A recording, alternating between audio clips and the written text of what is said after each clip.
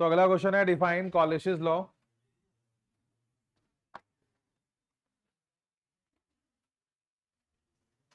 लिखो molar connectivity of electrolyte at infinite dilution. Molar connectivity of electrolyte at infinite dilution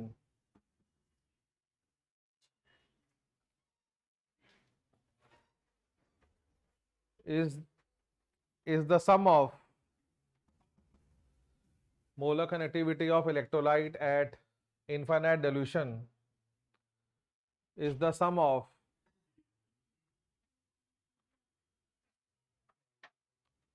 ionic molar connectivity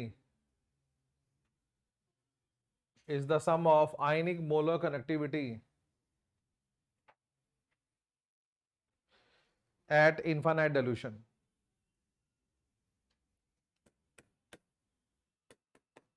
sir एक बार आप starting से repeat कर देंगे।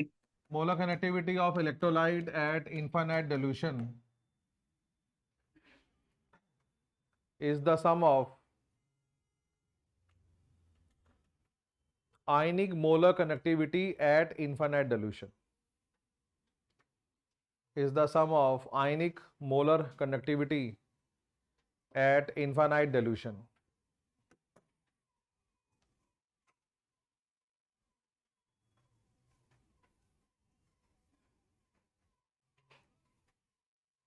Ionic molar connectivity at infinite dilution.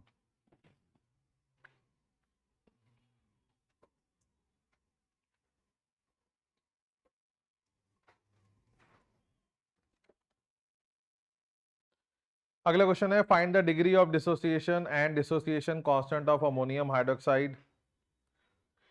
तो आपको पता है इसमें सबसे पहले आपको लैम्डा मोलर नॉट निकालना पड़ेगा ऑफ अमोनियम हाइड्रोक्साइड। उसको निकालने के लिए आप देखोगे कि आपको अमोनियम आयन कहाँ से मिल रहा है, अमोनियम क्लोराइड से। हाइड्रोक्साइड आयन कहाँ से मिल रहा है, बेरियम हाइड्रोक्साइड से। पर बेरियम हाइड्रोक्साइड से 2 मिल रहे हैं, तुम्हें 1 चाहिए, तो हाफ कर लो। माइनस क्या करेंगे, बेरियम क्लोराइड, वो भी हाफ माइनस करना पड़ेगा। सो अमोनियम क्लोराइड की वैल्यू है 300, बेरियम हाइड्रोक्साइड है 400 और बेरियम क्लोराइड है 200।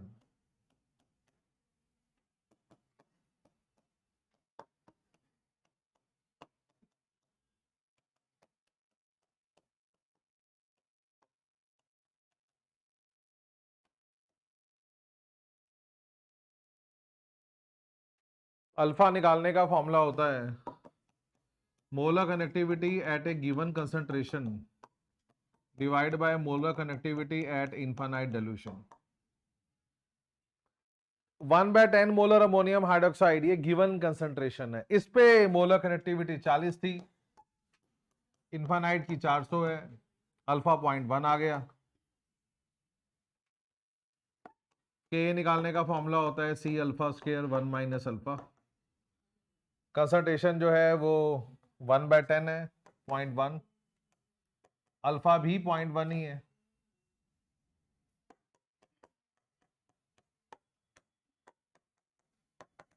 सॉल्व करेंगे, यहां से आंसर आ जाएगा।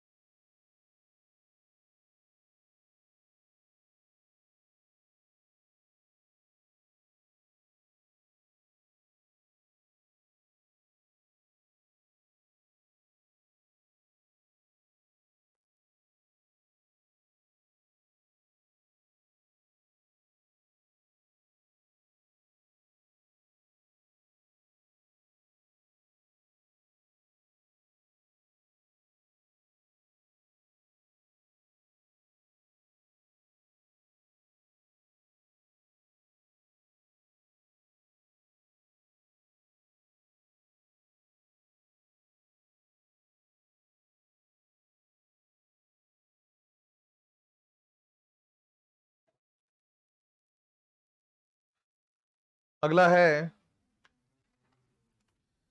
Define Faraday laws of electrolysis. तो बेसिकली क्या है कि हम एक के का क्वेश्चन एक्सपेक्ट करते हैं।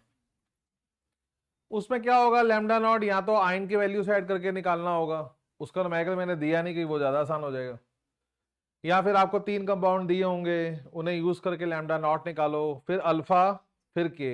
बहुत ही फेमस वैरायटी, बोर्ड में कई बार आई हुई। नेक्स्ट है question number 19, Faraday laws of electrolysis.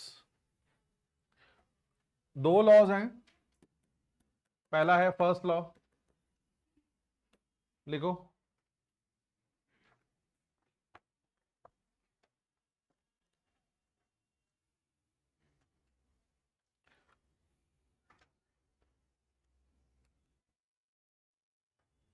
amount of chemical reaction, first law, amount of chemical reaction which occurs at any electrode, amount of chemical reaction which occurs at any electrode during electrolysis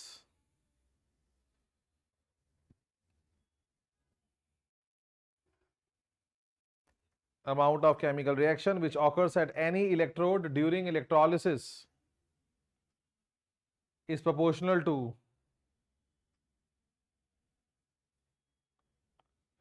quantity of electricity passed, is proportional to quantity of electricity passed through electrolyte, quantity of electricity passed through electrolyte।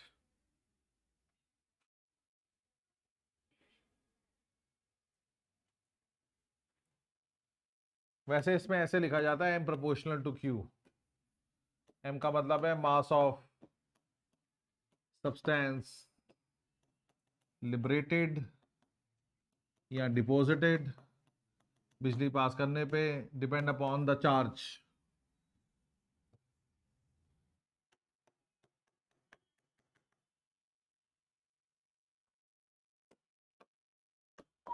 Second है second law,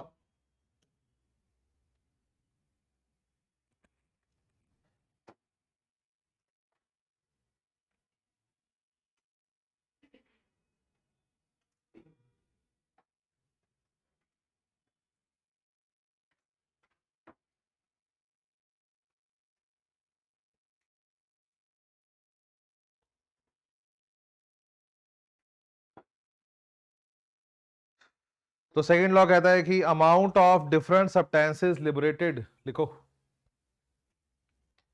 amount of different substances liberated or deposited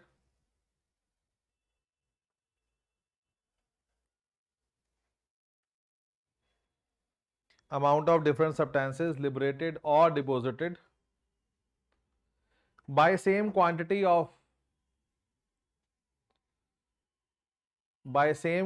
of electric charge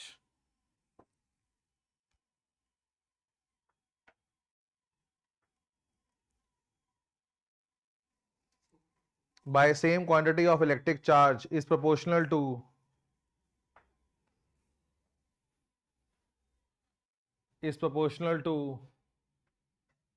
chemical equivalent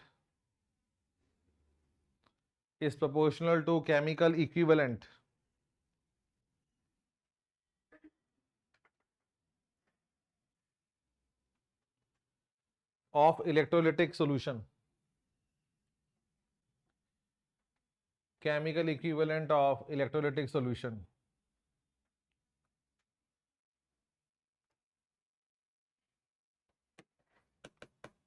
तो लिखो Ma by Mb is equal to Ea by Eb। Air भी आपके दो electrolyte हैं जिनमें मास liberated या deposited हो रहा है, और ये डिपेंड करेगा इनके ई पे। ई है इक्विवेलेंट मास, और इक्विवेलेंट मास कैसे निकालते हैं, molar mass divide by x. X का मतलब क्या होता है, चार्ज ऑफ द आयन।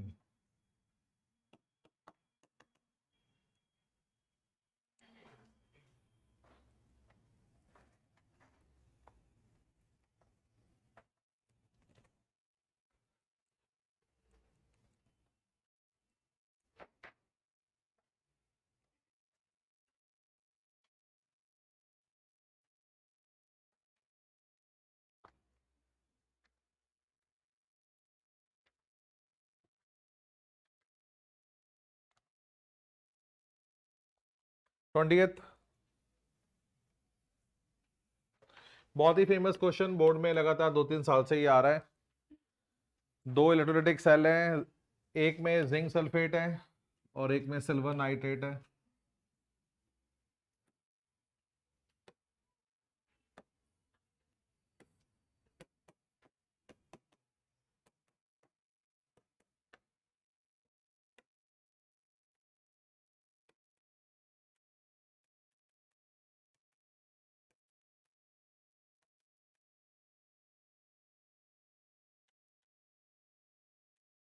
दोनों में सेम चार्ज पास किया जा रहा है।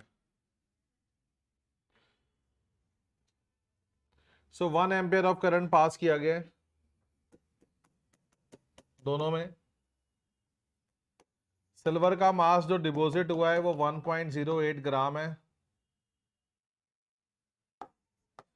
फर्स्ट पार्ट है क्वेश्चन का, कितने समय के लिए करंट पास किया गया। तो जो हमारा सिल्वर वाला इलेक्ट्रोड है उसमें सिल्वर का आयन Ag प्लस है।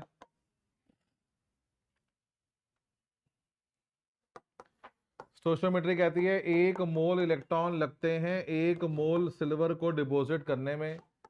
1 फैराडे चार्ज लगता है 108 ग्राम सिल्वर। 1 मोल सिल्वर का मास, मोलर मास 108। 108 ग्राम सिल्वर डिपॉजिट करने में 1 फैराडे चार्ज मतलब 96,500 कूलम चार्ज लगता है।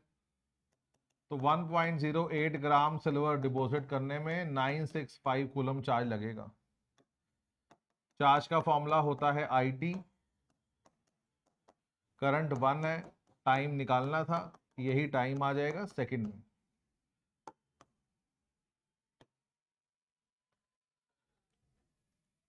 सेकंड सवाल है कि सिल्वर जिंक कितना डिपॉजिट होगा।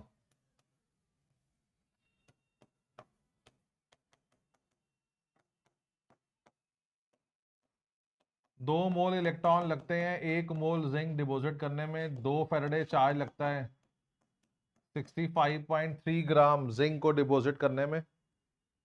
65 लिया हुआ है मास।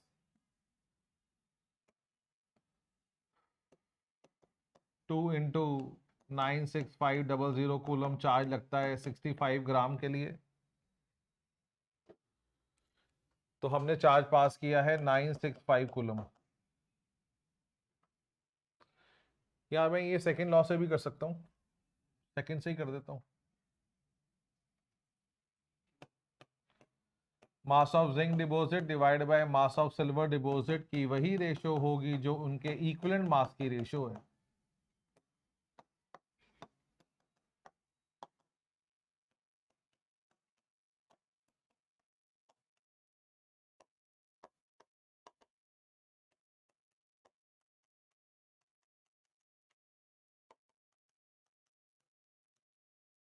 देखो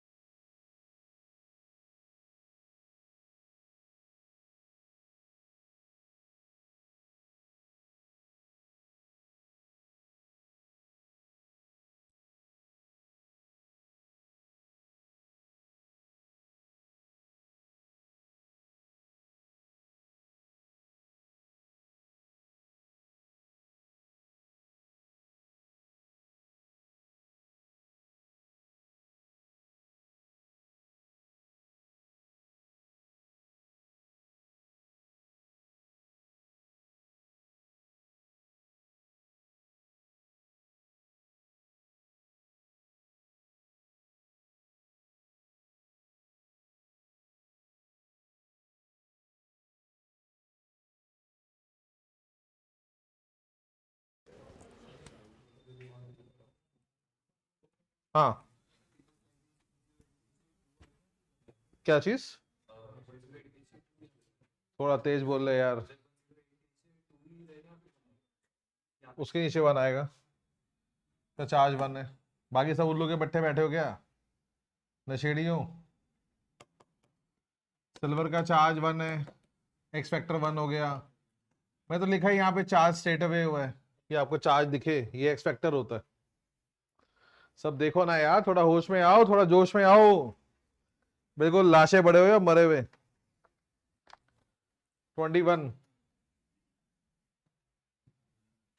आंखें खोलो थोड़ी सी। How much electricity in Faraday and in Coulomb is required to oxidize 1 mole of FeO into Fe2O3?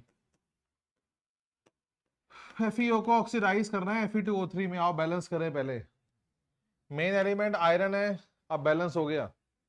जहां ऑक्सीजन कम है वहां पानी डालो, जहां हाइड्रोजन कम है वहां H+ डालो, जहां प्लस चार्ज ज्यादा है वहां इलेक्ट्रॉन डालो। इस सोच के साथ ये बैलेंस होगी।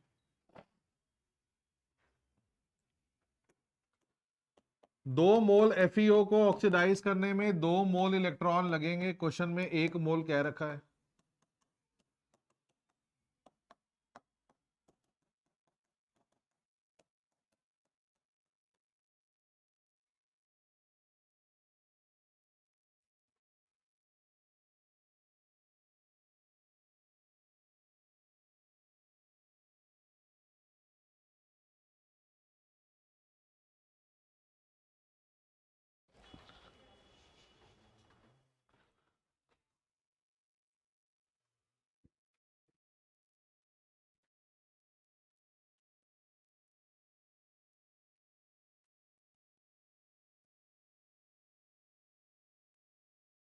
अगला है how much Faraday and coulomb of charge is required to get 20 gram of calcium from molten calcium chloride.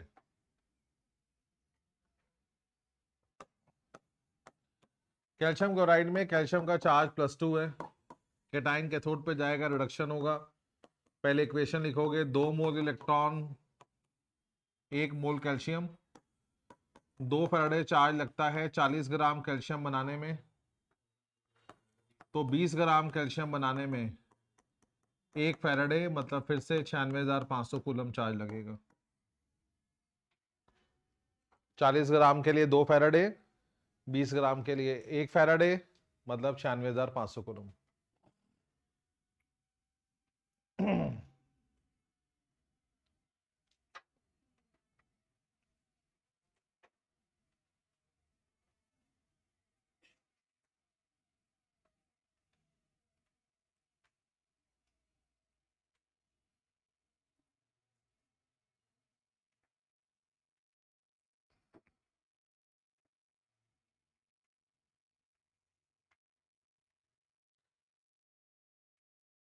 Twenty third, what are the products obtained during electrolysis. इसमें 2 केस ऑब्वियसली बोर्ड में आते हैं, reactive electrode and inert electrode. तो एक case दे दिया मैंने reactive का और एक इनर्ट का। तो पहला सर एक है बार सिल्वर लास्ट में वापस नाइट्रेट दिखा दो। Using silver electrode.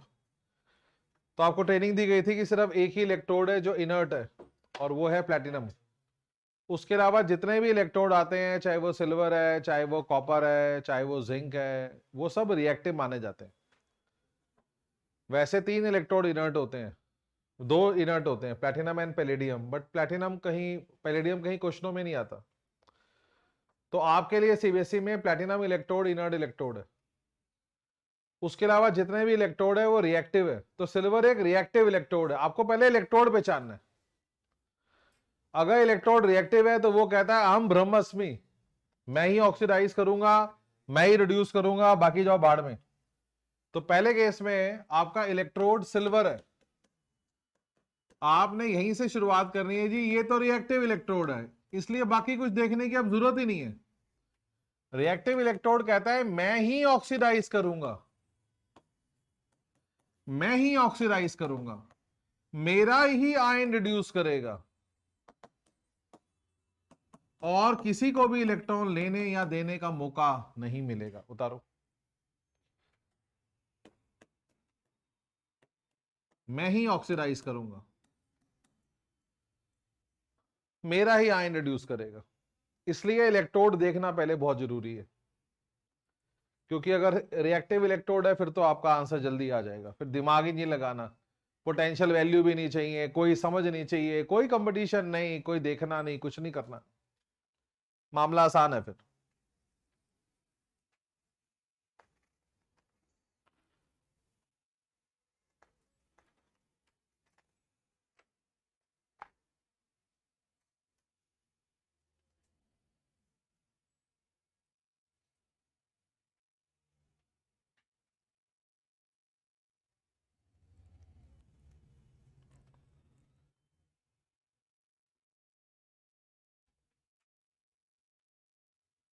कोई भी टेस्ट मिस मत करो। सेल्फ स्टडी के लिए बैठने का मतलब टेस्ट मिस करना नहीं होना चाहिए। अपनी कन्वीनियंट टाइम पे आओ। JSR में जितनी रेगुलरिटी से पेपर चेक होके मिलते हैं, जिस हिसाब से आपको फ्लेक्सिबिलिटी मिलती है, वो कहीं नहीं है। आपको 12 से 6 का टाइम दिया है, पूरा हफ्ते का समय दिया है, कोई एक दिन निकालो। आपने फॉर्मेट आपको समझ में आ गया है कि पेपर आसान है, ऑब्जेक्टिव क्वेश्चंस हैं, थोड़ी प्रैक्टिस लिमिटेड रहती है पूरे सेशन में, क्योंकि हम लोग सब्जेक्टिव पे फोकस करते हैं। फोकस होना भी उस पर ही चाहिए। सब्जेक्टिव स्ट्रांग होता है तो ऑब्जेक्टिव करने के लायक बनते हो, लेकिन फिर भी एक टेस्ट सीरीज के नाम पे एक मौका दिया आप लोगों को। Assertion, reasoning, objective, paragraph type question, कुछ बहुत ही अच्छे। अभी एलडे किटों का जो टेस्ट हुआ उसमें बहुत ही अच्छे क्वेश्चन थे पैराग्राफ टाइप, जिसने अटेम्प्ट किया है, तजुर्बा है, बहुत अच्छा एक्सपीरियंस है वो। अगर आप वो क्वेश्चन कर पाते हो, उसको हैंडल कर पाते हो, या नहीं भी होते तो वो एक्सपीरियंस करना जरूरी है कि ऐसा हो सकता है मुझसे होए ना क्वेश्चन पैराग्राफ टाइप, ये भी हो सकता है, डरना चाहिए। पेपर बैलेंस खुद बनाया है मैंने, मेरे हाथ में है पेपर, मैंने खुद सोच समझ के रखा है कि हाँ ये देना है क्वेश्चन, देखे बच्चे इसमें रिस्पॉन्स क्या देते हैं। तो कुछ पैराग्राफ टाइप क्वेश्चनों में पैराग्राफ पढ़ना ही नहीं पड़ता, और कुछ में पढ़ना पड़ता है ध्यान से, आंसर ही वहीं से आ रहा है पैराग्राफ से। तो हर प्रकार के तजुर्बे दिए हुए हैं उसके अंदर, तो आप टेस्ट जरूर दो। दूसरा है आपका NaCl यूजिंग प्लेटिनम इलेक्ट्रोड। अब प्लेटिनम से मामला ये हो गया जी कि ये इनर्ट है, तो प्लेटिनम तो रेस से बाहर हो गया, तो फिर अब आपकी तलाश बढ़ेगी। कैथोड पे दो लोग आते हैं, एक तो केटाइन और दूसरा पानी। ये लड़ाई सोडियम आयन और पानी की है। अब ये बच्चे बहुत ही रोना डाल के बैठे रहते हैं जी, क्या पोटेंशियल दिया हुआ आएगा। ये बहुत ही बकवास बहस है। एनसीईआरटी में कुल 4 या 5 क्वेश्चन है जो हमारे पैकेज में हमने कराए हुए हैं। आप उन 5 मेटल के पोटेंशियल याद कर लो और बेफिक्र हो जाओ। सोडियम था चॉइस में, एक जगह कॉपर आता है, एक जगह सिल्वर आता है, बस खत्म। हम 3 मेटल के पोटेंशियल याद ना करके हाहाकार मचा के बैठे हुए हैं, क्या पोटेंशियल दिया हुआ आएगा, याद कर ले। या तो ये याद कर ले या फिर अक्ल लगा। रिएक्टिव मेटल वो है जिसका आरपी लो है। सोडियम एक रिएक्टिव मेटल है, पानी से कम आरपी होता है इसका। कुछ तो अक्ल लगा। हालांकि मैं फेवर में हूं कि आप पोटेंशियल याद करो ना, आप क्यों अपाहिज बनते हो। इतने क्वेश्चन है ही नहीं जो तू सोच रहा है। इसका आरपी है माइनस में 0.83 वोल्ट, या फिर आप ऐसे कह लेते कि वो रिएक्टिव मेटल, देखो उसका आरपी कम ही तो आएगा। सो कैथोड पे क्या मिलेगा आपको, हाइड्रोजन। ये रिएक्शन होगा क्योंकि इसका आरपी कम है, आरपी ज्यादा है। दो लोग खड़े हैं कैथोड पे, जिसका आरपी ज्यादा होगा वो रिड्यूस करेगा। वाटर विल रिड्यूस, मैं लिख ही देता हूं, reduce due to higher RP. Anode के किससे, एनोड पे दो लोग आते हैं, एक तो एनाइन, दूसरा पानी। दोनों इलेक्ट्रॉन लॉस करना चाहते हैं। मैंने सिखाया हुआ है पानी तभी ऑक्सीडाइज करेगा जब पानी ज्यादा है। पानी तभी ऑक्सीडाइज करेगा जब पानी ज्यादा है, क्योंकि पानी में प्रॉब्लम होती है ओवर पोटेंशियल की। तो पानी में दिक्कत है ऑफ ओवर पोटेंशियल, पानी आसानी से ऑक्सीडाइज नहीं करता। तो chloride will oxidise 2Cl2 because due to over potential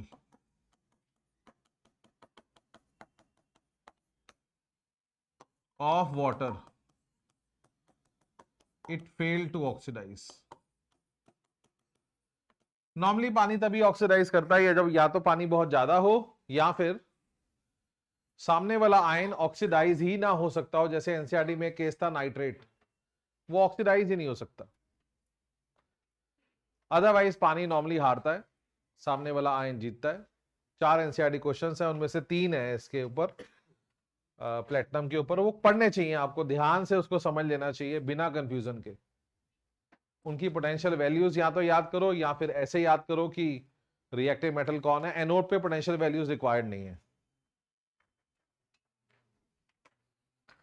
anode समझ से किया जाता है।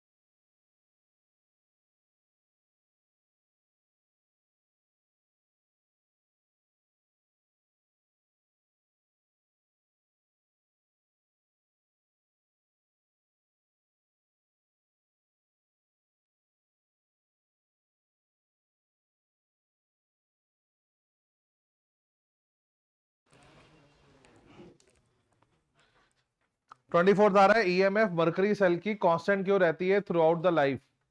बहुत ही फेमस क्वेश्चन है। आंसर है there is no ion in net cell equation.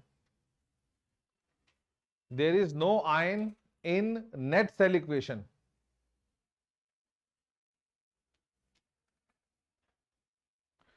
There is no ion in net cell equation.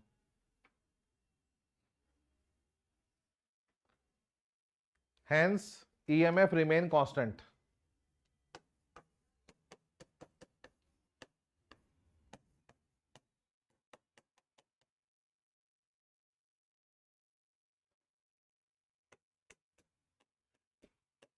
ये नेट सेल इक्वेशन है, आपको देकर आनी चाहिए। अगर आप इसकी ननस इक्वेशन लिखोगे तो Q तो 1 हो गया। Q के एक्सप्रेशन में आयन या गैस आती है, आयन और गैस तो इसमें है नहीं। अगर आप इसकी ननस इक्वेशन लिखोगे Q1 हो जाएगा। Q1 का मतलब E cell will always be equal to E not cell. तो इसमें कभी भी रिएक्शन के साथ EMF वेरी नहीं करेगी। 25 what are primary and secondary battery. तो फर्स्ट पॉइंट लिखो, cells which cannot be charged, cells which cannot be charged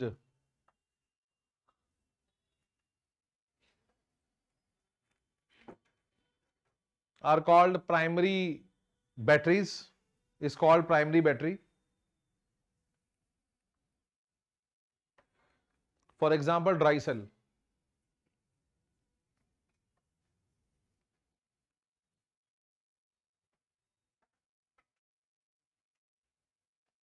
secondary battery. Cells in which chemical reactions can be reversed. Cells in which chemical reactions can be reversed.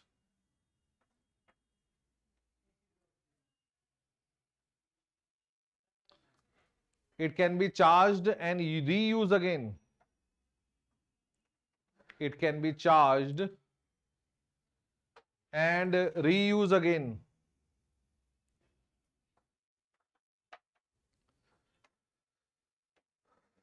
For example, lead storage battery.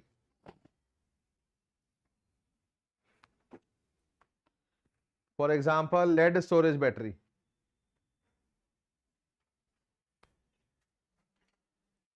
(26) charging equation. Charging के दौरान होती है नुकसान की भरपाई.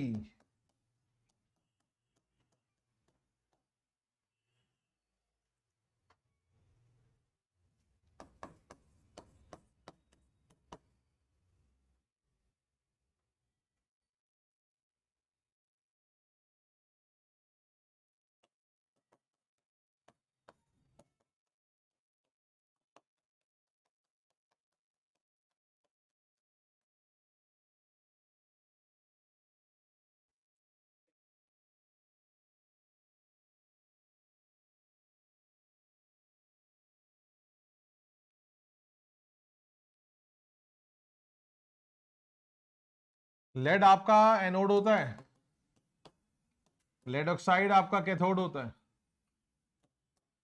वैसे होती है एनोड पे ऑक्सीडेशन, अब होगी एनोड पे reduction.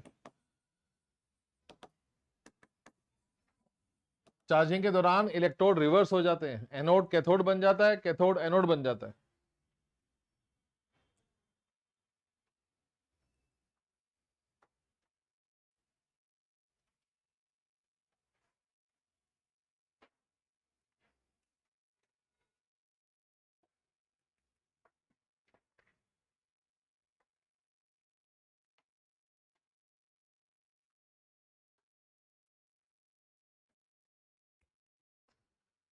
(27) What is fuel cell?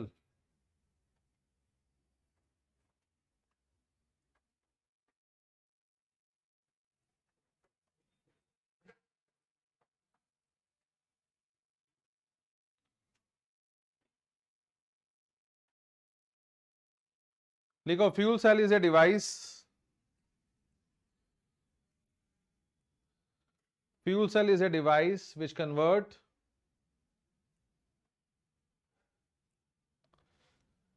energy produce. Fuel cell is a device which convert energy produce during combustion of fuel. Energy produced during combustion of fuel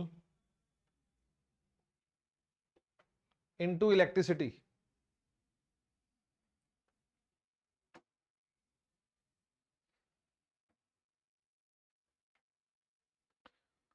B part है, कुछ fuel के example दो जो कि use हो सकते हैं fuel cell में. Hydrogen, methane, methanol. 3 example.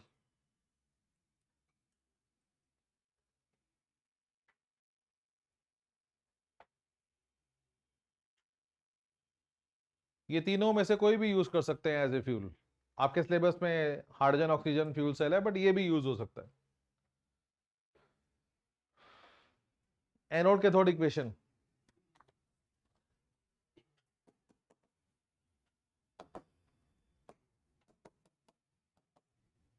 Anode पे ऑक्सीडेशन, लॉस ऑफ इलेक्ट्रॉन,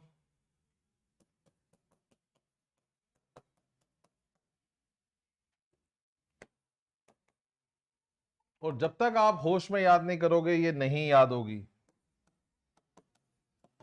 जब तक आप नहीं बैठोगे ये 15 से 20 मिनट लेगी याद होने में. ये कुछ चीजें ऐसी हैं जिसमें 15 से 20 मिनट लगते हैं, अब तक आपने वो टाइम लगाया ही नहीं है.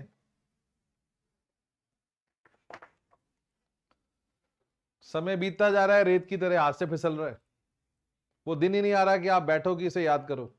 बहुत कंफ्यूजिंग है ये, टाइम लगेगा इसे याद करने में।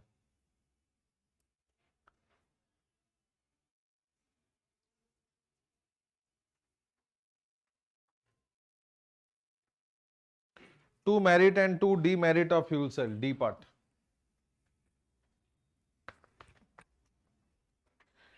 मेरिट लिखो, पहला पॉइंट, फायदे क्या है इसके।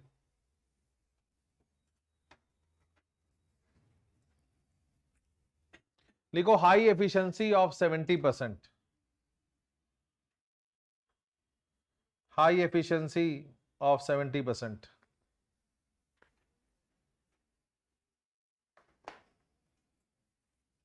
सेकेंड एडवांटेज क्या है इसका, सेल नेवर बिकम डेड। ना ये प्राइमरी सेल है ना ये सेकेंडरी सेल है, कभी डेड ही नहीं होता तो चार्जिंग क्यों करें। डेड हो जाता तो प्राइमरी, चार्ज करके जिंदा हो जाता तो सेकेंडरी। जब मरा ही नहीं तो ना प्राइमरी है ना सेकेंडरी है। The cell never become dead.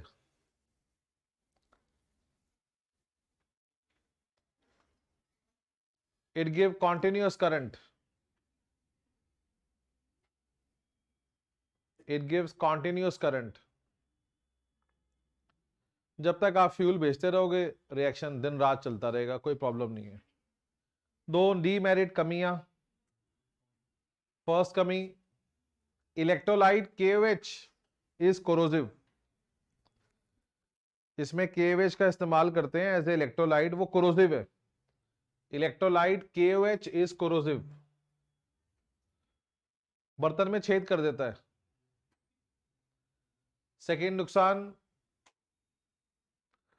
Platinum is use as a catalyst. Electrode में ग्रेफाइट के साथ प्लेटिनम मिक्स करते हैं। Platinum is use as a catalyst with electrodes।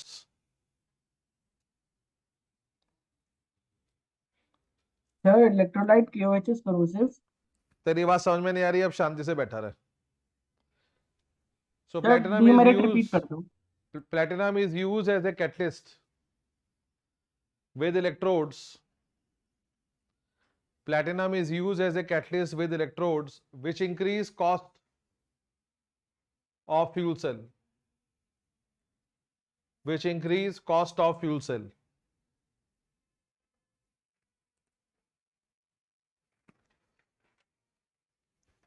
फिर मैं कहता हूँ demerit repeat कर दो। मुझे भी याद नहीं क्या लिखवाया था, रिकॉर्डिंग में देख लियो। 28 question, 28th A part, write anode and cathode equation for rusting of iron। Rusting में आयरन जो है वो एनोड होता है, एनोड पे ऑक्सीडेशन होती है।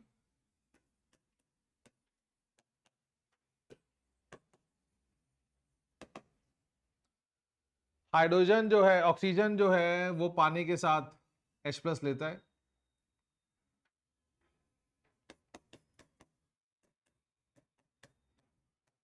H+ आयन O2 के साथ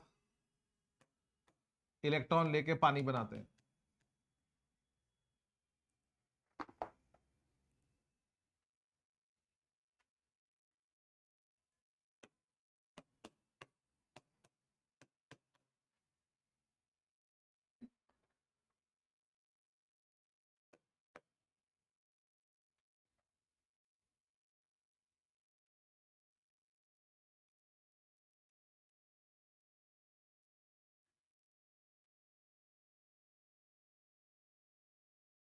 बी पॉइंट है, हाउ कोरोजन गेट अफेक्टेड अगर NaCl ऐड कर ले पानी में या टेम्परेचर बढ़ा दें।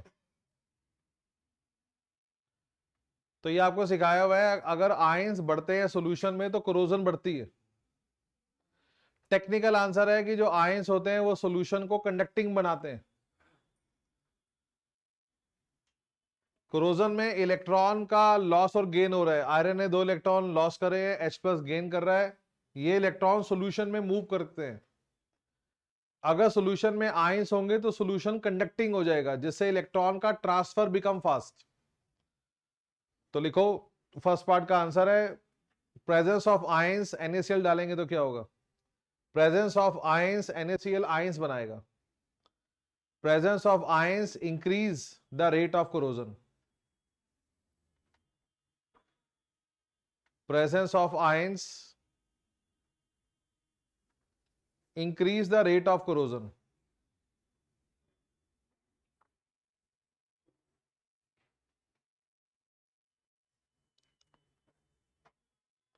They make solution conducting.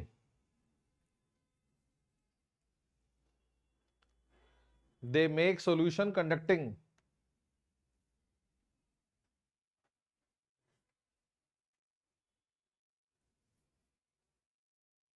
Hence help in electron transfer. They make solution conducting. Hence help in electron transfer.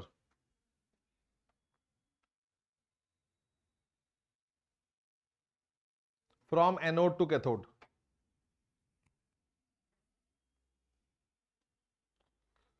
From anode to cathode.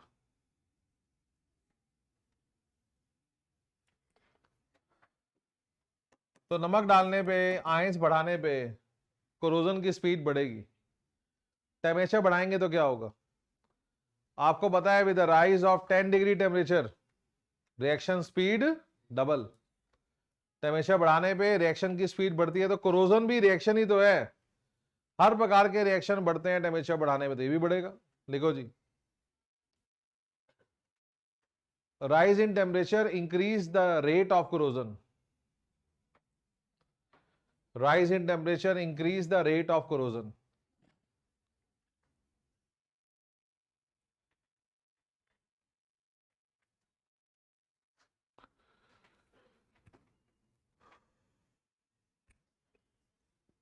Third आ रहा है zinc is coated over iron. Corrosion की स्पीड बढ़ेगी या घटेगी? अरे बता दो. देखो, this is called sacrificial protection.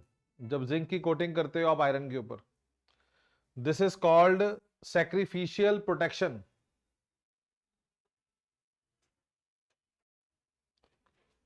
It decrease the rate of corrosion. It decrease the rate of corrosion, क्योंकि अब आयरन की जगह जिंक जंग खाएगा. It decrease the rate of corrosion. Zinc अपने आप को सेक्रीफाइस करके आयरन की जान बचाएगा. अगला आ रहा है जी फोर्थ, मैग्नीशियम ब्लॉक को जोड़ दिया आयरन के साथ. इस प्रोसेस को क्या बोलते हैं? इस मेथड को क्या बोलते हैं? देखो जी, this is called cathodic protection. This is called cathodic protection.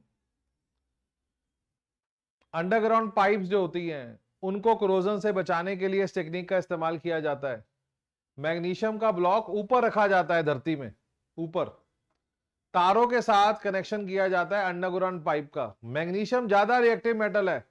कहीं भी आयरन अगर जंग खाने की कोशिश करता है, मैग्नीशियम उसको वापस आयरन में कन्वर्ट कर देता है. This is called cathodic protection. It decrease the rate of corrosion.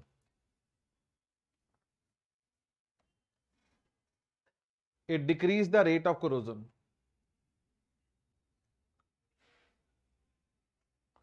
Last आ रहा है बिस्फेनॉल. बिस्फेनॉल एक केमिकल है जो एंटी रस्ट कोटिंग के तौर पे यूज किया जाता है. देखो, bisphenol act as a anti rust coating. Bisphenol एक कंपाउंड का नाम है. दो फिनॉल एक दूसरे के साथ जुड़े होते हैं. Bisphenol act as anti rust coating. Hence decrease the rate of corrosion. Hence decrease the rate of corrosion.